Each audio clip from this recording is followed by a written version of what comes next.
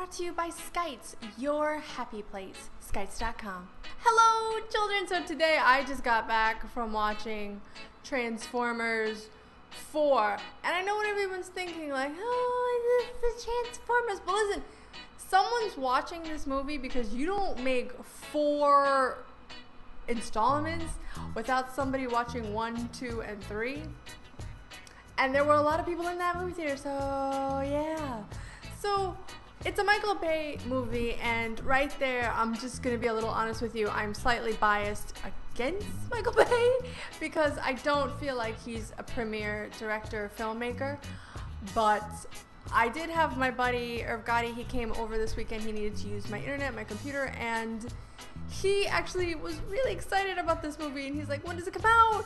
Is it out yet?" Woo! And he was just goo and gaga over this movie, and I was just like, so what's the movie about? There is no plot, first of all.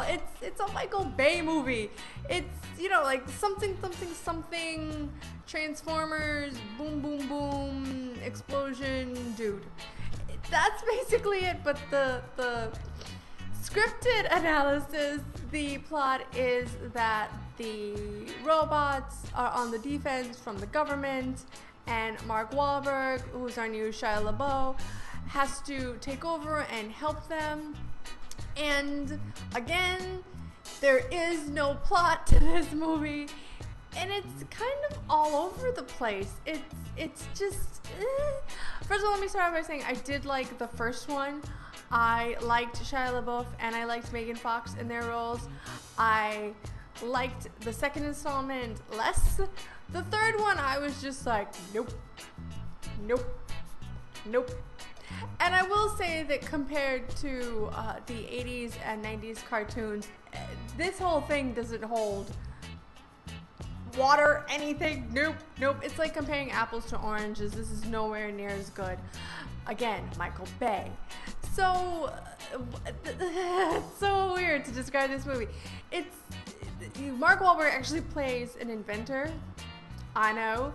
It's kind of like that time we had Charlie Sheen's wife play, what did she play? A scientist? An astrophysicist, something? And we were all just like, wasn't it like a Bond movie or something? And we were all just like, no. It's kind of like that. It didn't really make any sense. But funny enough, his role was the only thing that was decently written outside of the Transformers. So I know. I know there's a lot of criticism going on. He has a daughter, and it's not Megan Fox, and it's not the Victoria's Secrets model. It's a completely new chick. And there's criticism that her acting was subpar, but I don't think it's fair to critique her acting in this movie because you're going to act how the role is written, and you're going to act how you are directed. And those two things right there, good writing and good direction, are completely void in this film, as they are void in every Michael Bay film, the majority of Michael Bay films. So I don't know, I just think it's really hard to critique human acting in this movie. She's actually from The Last Airbender, which she's going to be completely irrecognizable because she gets hoified via Michael Bay.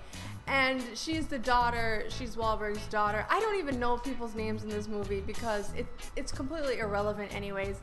And she has a boyfriend, and his role, again, horrible writing, so he's just in it to be girl eye candy, I suppose. But their whole premise is just to support the Transformers. So let's just forget talking about the humans because they're a mute point anyways in this whole movie. The movie is about the Transformers, and the movie is about the action sequence and the CGI for the Transformers movie because that's basically all Michael Bay has going for him anyways. And I will say this, in this movie, even the fight scenes were decent. There were parts where they were even good. But when you're riding, there's like a robotic dinosaur. When you're riding that, it kind of comes off as uber cheesy.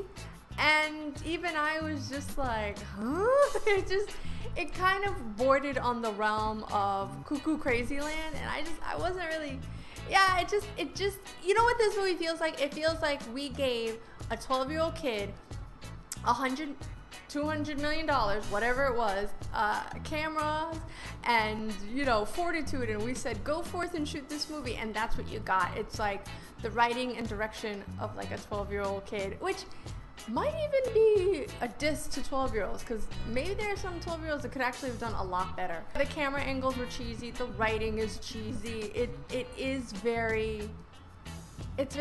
very basic movie. I feel like if you liked the first Transformers, the second Transformers, and even if you liked the third Transformers, why you would, I don't know, you would like this movie. I feel like there is an audience for this movie, it's just not me. I feel like it's the Kim Kardashians, blow them up, shoot them up, that type guy might like it. It was over 2.5 hours, and I kid you not, I was just like, wow, that be long. It was a long quest for me. I did like how the Transformers are actually CGI. Actually, their acting is the only stellar acting in the whole goddamn movie. So they will steal the show. They're good. It's just everything around it is so damn bad. And even parts of the CGI were so damn cheesy that you're like, but there's still, I'm telling you, there's still a market for this film. And there will probably be a Transformers 5. I guarantee it, because there were people in the screen that were just hooping and hollering and just like, yeah, yeah, yeah, and I'm just like, no. But if you want a really good action film, I still say, instead of this one, if you haven't seen Edge of Tomorrow, go do that. Do that instead, because I feel like that's money really well spent on a much better written story, better acted story, better crafted movie. So you're better off going over there. So how many Duffies would I give this damn thing? On a scale of 1 to 5, I think 2.7, and that's being generous, only because I feel like the Autobots and the Transformers themselves saved the movie. I'm telling you, there were parts where the CGI was just a little too, it got too murky, it got too, no, it didn't seem well done. It didn't even have like a high production value at certain points, and you were just like, you were kind of concerned. You're kind of concerned what was going on over there.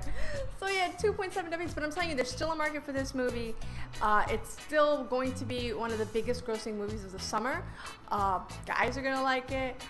Girls that want to go with the guys to see this movie are gonna like it, and girls that want to see Mark Wahlberg might jump on to watch this. I'm just thinking of the demographics of people that are gonna see this, and I'm thinking it's the guys that enjoyed the first installments, and the girls that will go with the guys, and the girls that enjoyed those installments as well will hop on.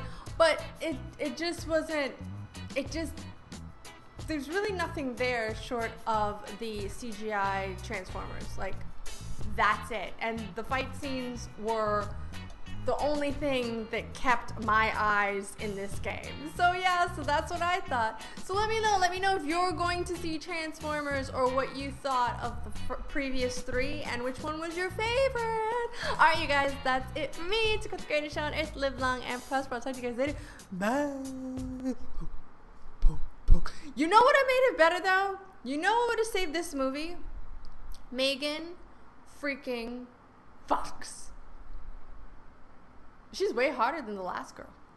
I would give up food to be Megan Fox.